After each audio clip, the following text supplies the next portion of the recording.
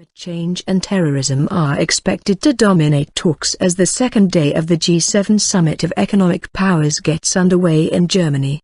Chancellor Angela Merkel wants the group to reach an agreement on limiting global temperature rises.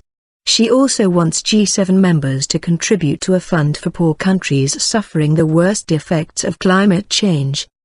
There will also be talks on the threat from radical extremism with the leaders of Nigeria, Tunisia and Iraq. The summit is being held at the picturesque Schloss Elmau Hotel in Krun in the Bavarian Alps.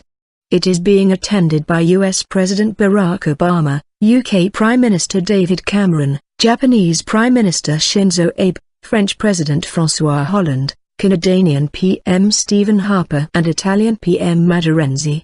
The first working session on Monday will focus on climate and energy, with Chancellor Merkel trying to get leaders to agree to keeping temperature rises within 2°C of pre-industrial levels.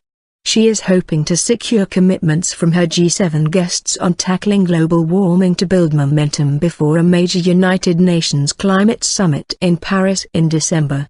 Later, G7 leaders will be joined by Iraqi PM Haider al-Abadi, Nigerian President Muhammadu Buhari and Tunisian President Beji Caid to discuss the threat posed by groups like Islamic State, IS, and Boko Haram.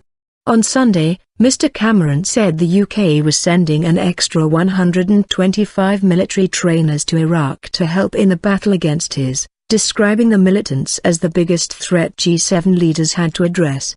IS continues to control large swathes of Iraq and Syria despite being the target of a US-led air campaign against them. In Nigeria, a similar regional battle is being fought against Boko Haram militants who have carried out attacks since 2009 to try to create an Islamic State.